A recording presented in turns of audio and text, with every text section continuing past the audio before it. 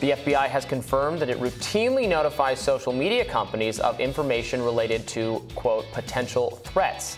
This comes after Meta CEO Mark Zuckerberg told Joe Rogan Facebook censored the Hunter Biden laptop story in the lead-up to the 2020 presidential election because of an FBI warning. Former Director of National Intelligence John Ratcliffe had this to say about Zuckerberg's claim last week. Discussions between my office, the Director of National Intelligence, the FBI, and the Attorney General at the Department of Justice, we all agreed, look, we need to counter this. And I put out a statement and was backed up by both the Department of Justice and FBI that this was not Russian disinformation. So to hear that, contrary to what the FBI director was saying and the official position of the FBI, that agents were acting in contradiction to that in dealings with Facebook, or telling, if whistleblowers are to be believed, telling FBI agents to suppress information about Hunter Biden's laptop and to amplify damaging information about then President Donald Trump, you know, that is entirely inconsistent with what we all knew, which was, and what you now know and the public knows, is that this wasn't Russian disinformation. Hunter Biden's laptop was real. And, you know, unfortunately, a lot of folks misled the American people about that and the American voter about that 2 weeks before a presidential election. So, Robbie, in the clip I saw with Rogan, Zuckerberg doesn't name check specifically the Hunter Biden story. He says the FBI reached out to Facebook and said, be on high alert. In the 2016 election, there was a lot of Russian misinformation, and we expect the same here. And in the clip I saw, at least, Rogan did not push back and say, but did they specifically tell you to be on high alert against the Hunter Biden story? And so while I feel very strongly about how social media in general suppressed that story, really problematic on many, many fronts, to me, this really wasn't quite the smoking gun that many were sort of casting it as. What do you think? No, I agree with you, Batya. I looked at it more closely. So the Twitter, like the caption on one of the versions of this that went viral, did suggest that Zuckerberg was specifically saying the FBI contacted them about the Hunter Biden laptop. When you watch the clip, it's not clear that he's saying it's about that. And actually, Rogan does ask, do you mean specifically about Hunter Biden? And then Zuckerberg's kind of like, no. It seemed to me that perhaps Mark Zuckerberg realized that this is a great moment to throw the FBI under the bus for a conservative audience, you know, conservatives who are mad at Facebook and other social media companies for how they handled that issue. He wants to shift the blame to the FBI. Conservatives are hopping mad at the FBI right now over the Mar-a-Lago stuff. So I think he didn't say anything that wasn't untrue. It was just kind of like, yeah, the FBI, you know, they get in contact with us so routinely. Now that is, I think, a problem in and of itself. So this it's not, right. Like, I agree with you, it's not a smoking gun exactly, because it wasn't specifically about the Hunter Biden laptop. But look, we know that they put social media companies on high alert for so-called Russian-based disinformation.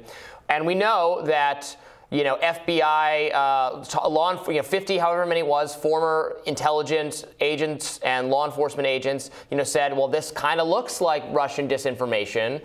And my understanding of what Facebook did and Twitter did, although what the two did was different. Twitter actually you couldn't share it on Twitter, whereas Facebook deprioritized it, made it less likely to show up in the algorithm for a period of time.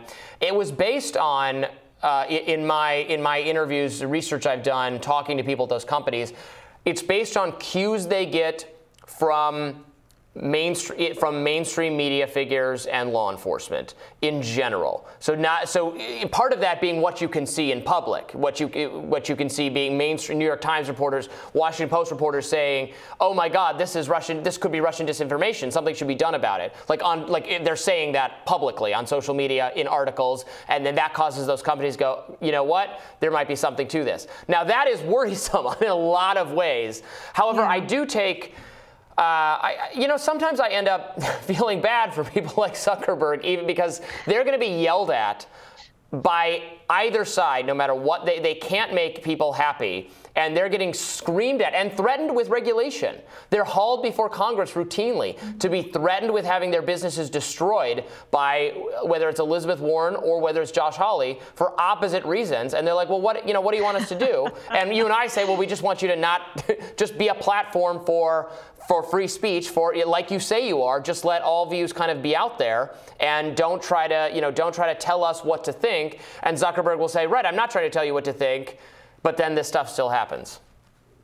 I think that is such a great point that you made. It may not be a smoking gun for the Hunter Biden laptop, but it is a smoking gun for something equally disastrous. And, we started the show talking about how President Biden is calling, the MAGA people semi-fascists, right? Because they don't believe in democracy. But check out this survey. A new survey from the Technometrica Institute of Policy and Politics found that 78% of respondents who followed the Hunter Biden laptop story believe that truthful coverage would have changed the outcome of the 2020 presidential election. So when you're thinking about which side is committed, when one side is claiming to be the side that's committed to democracy, but then has this kind of, back channel agreement not to share information that would have potentially changed the outcome of an election, it sort of undermines their that claim to moral high ground, don't you think? It does. Although I've said this before and I'll say it again, I do disagree with that statement.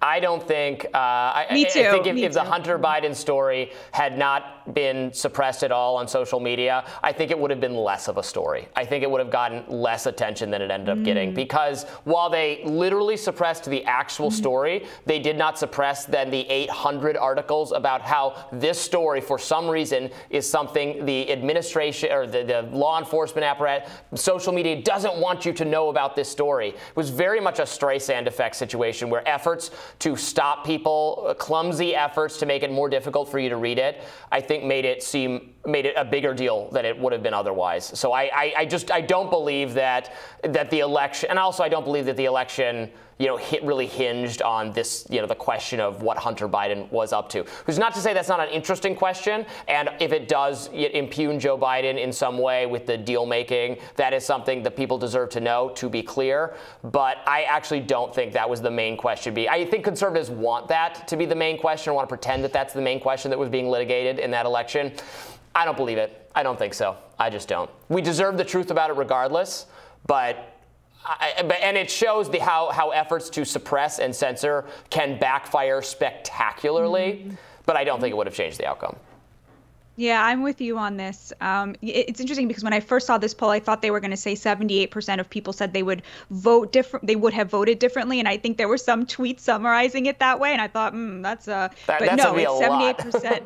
Exactly. Say that they think that it would have impacted, some relevant number of people. And I agree with you. I don't think that the election was a referendum on Hunter Biden. I think it was, a referendum on COVID and, it's a little bit of Trump world wishful thinking to think, we almost won if only, we would have won if only, 3 more people had known about the Hunter Biden story. And again, I would argue more people ended up knowing about that story. We're still talking about it years and years later, in part because of how social media mishandled that story. So that's itself is a cautionary tale for what these companies are doing in a lot of cases, which I think is wrong. But anyway, that's our take on that. So, well, it was great having you with us today, Batya, as we always do on Mondays. And tomorrow on Rising, Brianna Joy Gray will be back, and we'll see you next week. Thanks so much for having me. And be sure to like, share, and subscribe so you never miss any content. And for those of you who like to listen while on the go, we're now available anywhere that podcasts are available. And we'll see you tomorrow. Bye-bye, everybody.